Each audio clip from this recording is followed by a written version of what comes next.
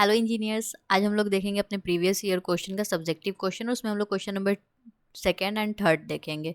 ये हमारे operating system का प्रीवियस ईयर क्वेश्चन सॉल्व हो रहा है। इससे पहले हम लोग ऑब्जेक्टिव कर चुके हैं और वो प्लेलिस्ट में ऐड हो चुका है, गो एंड वॉच। स्टार्ट करते हैं क्वेश्चन नंबर 2 से। क्वेश्चन नंबर 2 की एम है, what is the purpose of interrupt? What are difference between a trap and interrupt? Can traps be generated intentionally by a user program? If so, for what purpose? ये है हमारा question number 2 का A. What is the purpose of interrupts? पहले हम लोग ये देख लेते हैं। Interrupts and Interrupts and traps are mechanism used in computer system to handle various events. Interrupts और trap जो होता है एक mechanism होता है जो कि हम लोग कंप्यूटर सिस्टम में यूज़ किया जाता है बहुत सारे इवेंट को हैंडल करने के लिए, जैसे कि एक्सेप्शन को या फिर सिग्नल्स को। ये डिफरेंट टाइप से सर्व करते हैं। इन सब का इन दोनों का अपना पर्पस भी डिफरेंट होता है, कैरेक्टरिस्टिक भी डिफरेंट होता है। तो इंटरप्ट का पर्पस क्या होता है हम लोग ये देख लेते हैं। तो interrupt are use to signal the CPU. Interrupt को हम लोग यूज़ करते हैं सीपीयू को सिग्नल देने के लिए, क्या कोई एक्सटर्नल इवेंट अकर हुआ है या फिर कुछ ऐसा कंडीशन है जहाँ पे कुछ इमीडिएट एक्शन लेने की ज़रूरत है।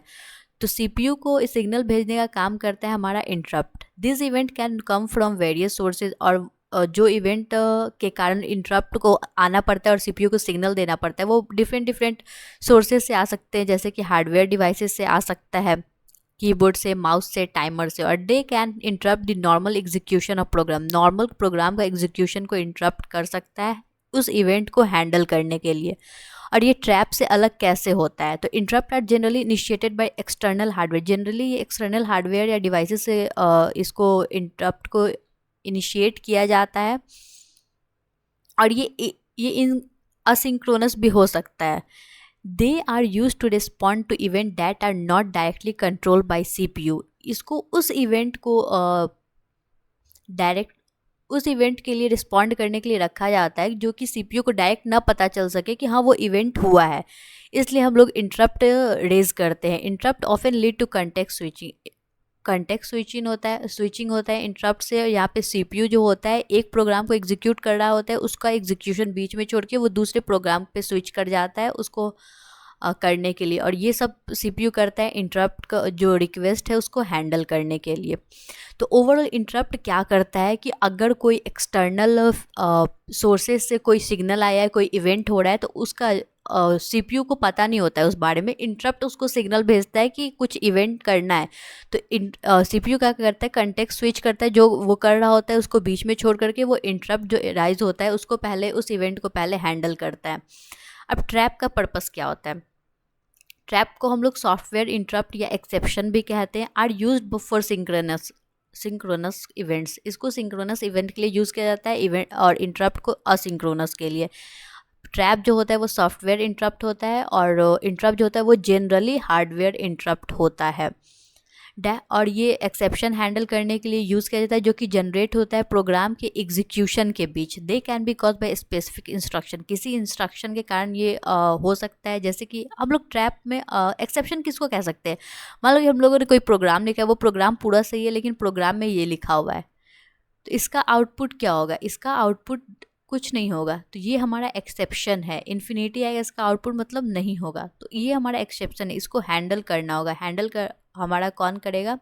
तो CPU करेगा। तो मतलब ये एक्सेप्शन होता है। एक्सेप्शन इसी को कहते हैं, जो कि हमारे प्रोग्राम के इंस्ट्रक्शन में लिखा होता है, उस कारण वो एराइज होता है। Like a divide by zero error, जैसा कि मैंने आपको यहाँ पे बताया एक्सेप्शन है। या फिर illegal instruction. Traps are typically intended for error और एक्सेप्शन हैंडल। ट्रैप को हम लोग टिपिकली इनिशिएट ही करते हैं एरर के लिए या फिर एक्सेप्शन कंडीशन को हैंडल करने के लिए किसी भी प्रोग्राम के अंदर। और ये इंटरप्ट से कैसे डिफरेंट है? तो traps are generated by CPU। Trap जो है CPU जनरेट करता है, लेकिन इंटरप्ट जो है CPU को सिग्नल भेजता है वैसे इवेंट के बारे में जो CPU को नहीं पता होता है। किसी स्पेसिफिक इंस्ट्रक्शन या कंडीशन उसको इनकाउंटर होगा एग्जीक्यूशन ऑफ प्रोग्राम के time. They are typically a way for program to communicate with the operating system. Traps are typically एक वे होता है जो कि हमारा प्रोग्राम कम्युनिकेट करता है ऑपरेटिंग सिस्टम से, और किसी स्पेसिफिक पर्पस या किसी एक्सेप्शन को हैंडल करने के लिए ट्रैप्स बनाया जाता है। तो ये था हमारा इंटरप्ट और ट्रैप में डिफरेंस। उसके बाद हमारा अगला क्वेश्चन है इसमें, can traps be generated intentionally by a user program, क्या ट्रैप को कोई यूज़र प्रोग्राम में इंटेंशनली जनरेट कर सकता है? तो और कर सकता है तो क्यों कर सकता है?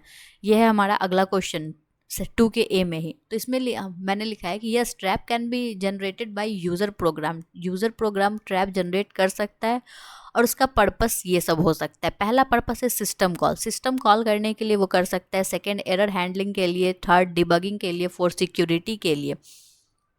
System call user program often need to request services from operating system. हम लोग ऑपरेटिंग सिस्टम को अगर हम लोग को चाहिए होता है तो हम लोग सिस्टम कॉल करते हैं, जैसे कि फाइल चाहिए होता है इनपुट आउटपुट प्रोसेस क्रिएशन के लिए। दे डू बाय जनरेटिंग, और हम लोग को जब फाइल या इनपुट आउटपुट प्रोसेस हो चाहिए होता है क्रिएशन के लिए, तो हम लोग जनरली एक रिक्वेस्ट क्रिएट करते हैं जिसको हम लोग सिस्टम कॉल करते हैं, जो कि ऑपरेटिंग सिस्टम को जाकर के बताता है। तो इसको हम लोग जनरली ट्रैप के थ्रू क्रिएट करते हैं। उसके बाद एरर हैंडलिंग हम लोगों ने पहले भी देखा और अभी भी देख रहे हैं कि एरर हैंडलिंग के लिए हम लोग ट्रैप का यूज़ करते हैं। एक ट्रैप जनरेट करते हैं जो कि प्रोवाइड करता है कस्टम एरर हैंडलिंग रूटीन्स। उसके बाद है debuggers can use trap to interrupt the execution of program at a specific point. Debugger हम लोग यूज़ करते हैं किसी भी प्रोग्राम के एग्जीक्यूशन को इंटरप्ट करने के लिए, किसी स्पेसिफिक पॉइंट पे या फिर किसी सर्टेन कंडीशन पे इंस्पेक्ट करना हो उसको। तो ये क्या करता है डिबगर की प्रोग्राम को स्टेट को ये मॉडिफाई करता है ट्रैप का यूज़ करके। उसके बाद हमारा सिक्योरिटी में ट्रैप का क्या यूज़ होता है? तो trap can be use to implement security mechanism. Trap का हम लोग यूज़ करते हैं सिक्योरिटी मैकेनिज्म को इम्प्लीमेंट करने के लिए, like a privilege separation. User program can trigger traps to request a specific action. किसी स्पेसिफिक एक्शन के लिए यूज़र प्रोग्राम जो है वो ट्रैप का रिक्वेस्ट कर सकता है। उसका ओवरऑल समरी में ये लिखा गया है कि ट्रैप जो होता है टिपिकली असिंक्रोनस इवेंट होता है जो कि जनरेट किया जाता है एक्सटर्नल सोर्सेज से, वाइल ट्रैप्स आर सिंक्रोनस होता है जो कि जनरेट किया जाता है प्रोग्राम को जो हैंडल करता है स्पेसिफिक कंडीशन या रिक्वेस्ट या फिर एरर हैंडल करता है। User program can intentionally generate traps. User program intentionally trap generate कर सकता है क्योंकि उसको सीपीयू से इंटरेक्ट करना होता है या फिर एक्सेप्शनल कंडीशन को हैंडल करना होता है। तो ये था ओवरऑल हमारा 2 का ए। अब हम लोग 2 का बी देखते हैं। 2 का बी में क्वेश्चन है answer the following with full justification. First है हमारा डज स्वैपिंग इम्प्रूव और degrade the efficiency of system utilization. क्या स्वैपिंग से हम लोग अपने सिस्टम यूटिलाइजेशन के इफिशियंसी को इम्प्रूव कर सकते हैं या डिग्रेड कर सकते हैं? तो आंसर है हमारा swapping can do both. Swapping increase भी कर सकता है, मतलब बेनिफिशियल भी हो सकता है और नॉन बेनिफिशियल भी हो सकता है, डिट्रीमेंटल भी हो सकता है हमारे सिस्टम के इफ़िशियंसी के लिए। तो ये डिपेंड करता है कि हम लोग कैसे उसको यूज़ कर रहे हैं, किस वे में हम लोग यूज़ कर रहे हैं स्वैपिंग को। हम लोग ज़्यादा तो स्वैपिंग नहीं कर दे रहे। ज़्यादा स्वैपिंग करने से डिग्रेडेशन होता है हमारे परफॉर्मेंस का, क्योंकि अगर हमारा सीपीयू ज़्यादातर टाइम स्वैपिंग करने में ही स्पेंड कर रहा है तो वो प्रोसेस को उतनी देर एग्जीक्यूट नहीं कर पाएगा, तो हमारा इफ़ेक्टिवली यूटिलाइज नहीं हो पाएगा सीपीयू। व्हेन यूज्ड, जब हम लोग स्वैपिंग का यूज़ करते हैं appropriately to manage memory and prevent out memory issues, it can improve system utilization. ये सिस्टम यूटिलाइजेशन को इम्प्रूव करता है जब हम लोग उसका अप्रोप्रिएटली यूज़ करते हैं मेमोरी को मैनेज करने के लिए या फिर मेमोरी इशू को ख़त्म करने के लिए। अलाउ फॉर बेटर मल्टीटास्किंग, ये हमारा मल्टीटास्किंग के लिए अलाउ करता है। हाउएवर एक्सेसिव स्वैपिंग और थ्रेसिंग क्या होता है कि सीपीयू हमारा ज़्यादातर टाइम स्वैपिंग में ही स्पेंड कर रहा है, उसी को थ्रेसिंग कहते हैं। Can lead to performance degradation. Excessive swapping और थ्रेसिंग से परफॉर्मेंस डिग्रेडेशन होता है। Therefore effective memory management and turning are crucial to strike a balance. तो हम लोग को इफेक्टिवली उसको यूटिलाइज करना होगा, हम लोग को लिस्ट नंबर ऑफ स्वैपिंग करना होगा, ठीक है। उसके बाद हमारा 2 का बी का अगला क्वेश्चन है can swapping be used in multi programming system. क्या स्वैपिंग हम लोग यूज़ कर सकते हैं मल्टी प्रोग्रामिंग सिस्टम में? तो हाँ, स्वैपिंग को कॉमनली हम लोग मल्टी प्रोग्रामिंग सिस्टम में ही यूज़ करते हैं वर्चुअल मेमोरी मैनेजमेंट के लिए। Multi programming involves running multiple process और प्रोग्राम को करेंटली। मल्टी प्रोग्रामिंग में होता है कि हम लोग बहुत सारे मल्टीपल प्रोसेस को को करेंटली रन करते हैं किसी भी सिंगल कंप्यूटर सिस्टम पे। तो जब हमारा कोई प्रोसेस इनपुट आउटपुट के लिए गया है तो सीपीयू को हम लोग आइडल नहीं छोड़ते, दूसरा प्रोसेस ला के उसमें एग्जीक्यूट कराएं। जब हमारा इनपुट आउटपुट से फर्स्ट वाला प्रोसेस वापस आता है तो इसको स्वैप आउट कर देते हैं और इसको स्वैप इन कर देते हैं। तो हम लोग कॉमनली तो स्वैपिंग को यूज़ करते हैं मल्टी प्रोग्रामिंग सिस्टम के लिए। Swapping to efficiently manage the available memory resources को इफेक्टिवली यूटिलाइज करने के लिए, इफिशियंटली यूटिलाइज करने के लिए वो स्वैपिंग यूज़ करते हैं। तो स्वैपिंग को हम लोग कैसे मल्टी प्रोग्रामिंग एनवायरनमेंट में यूज़ करते हैं? पहला है प्रोसेस मैनेजमेंट के लिए, दूसरा है प्रोसेस शेड्यूलिंग के लिए, तीसरा है हमारा मेमोरी ओवर कमिटमेंट के लिए, चौथा है हमारा फेयर रिसोर्स एलोकेशन के लिए। तो प्रोसेस मैनेजमेंट के लिए कैसे यूज़ करते हैं? Swapping allows the operating system to move process in and out. Swapping जो होता है हमारा अलाउ करता है हमारे प्रोसेसेस को कि रैम में से वो इन करे और आउट करे, ताकि सीपीयू उसको यूटिलाइज कर सके। जो उसके सेकेंड है प्रोसेस शेड्यूलिंग। प्रोसेस शेड्यूलिंग में हम लोग कैसे यूज़ करते हैं? प्रोसेस शेड्यूलिंग क्या करता है? The operating system schedulers decide the which process to load into the RAM and which one to swap out to the secondary storage. Secondary storage में से किसको हटाना है और रैम में किसको डालना है, ये सब स्वैपिंग में ही होता है। स्वैपिंग कौन और स्वैपिंग हमारा यूज़ होता है मल्टी प्रोग्रामिंग में। तो प्रोसेस शेड्यूलिंग में भी हमारा स्वैपिंग यूज़ होता है। थर्ड है हमारा memory over commitment. Swapping enables memory over commitment. Swapping जो होता है वो मेमोरी ओवर कमिटमेंट को इनेबल करता है, where the total virtual memory allocated to running process can exceed the physical RAM capacity. इसमें होता है फिजिकल रैम का जो कैपेसिटी होता है उससे ज़्यादा एक्सीड कर सकता है हमारा वर्चुअल मेमोरी जो एलोकेट हम लोग कर रहे हैं रनिंग प्रोसेस को। उसके बाद है हमारा fair resource allocation. Fair resource allocation में swapping ensure that process get a fair access memory resource. सारा प्रोसेस को एक फेयर, जितना उसको मेमोरी चाहिए उतना मेमोरी मिले, ये हमारा इंश्योर कौन करता है? स्वैपिंग करता है। If a process become less active, कोई प्रोसेस अगर लेस एक्टिव हो जाता है बैकग्राउंड में तो उसको स्वैप आउट कर देता है हमारा स्वैपिंग। उसके बाद है हमारा क्वेश्चन नंबर 2 हम लोगों ने पूरा देख लिया। अब हमारा क्वेश्चन नंबर 3। क्वेश्चन नंबर 3 का जो ए हमारा क्वेश्चन है, सबसे पहले फॉर्क क्या होता है? फॉर्क हमारा सिस्टम कॉल होता है और फॉर्क जब भी कॉल होगा तो 2 चाइल्ड बनता है, ठीक है। पेरेंट प्रोसेस का हमेशा 2 चाइल्ड बनता है। तो हम लोग, ये क्वेश्चन बहुत ज़्यादा सिंपल है। पहली बार फॉर्क कॉल हुआ 2 चाइल्ड बना, दूसरी बार हुआ 2 चाइल्ड बना, तीसरी बार हुआ 2 चाइल्ड बना, तो टोटल कितने प्रोसेस है? 2⁻³ मतलब 8 होगा इसका आंसर। क्वेश्चन में क्या पूछ रहा था कि how many process are created by the program, तो 8 प्रोसेस क्रिएट करेगा ये प्रोग्राम। उसके बाद describe the difference between short term scheduler, medium term and long term scheduling. तो हम लोग ये देखते हैं।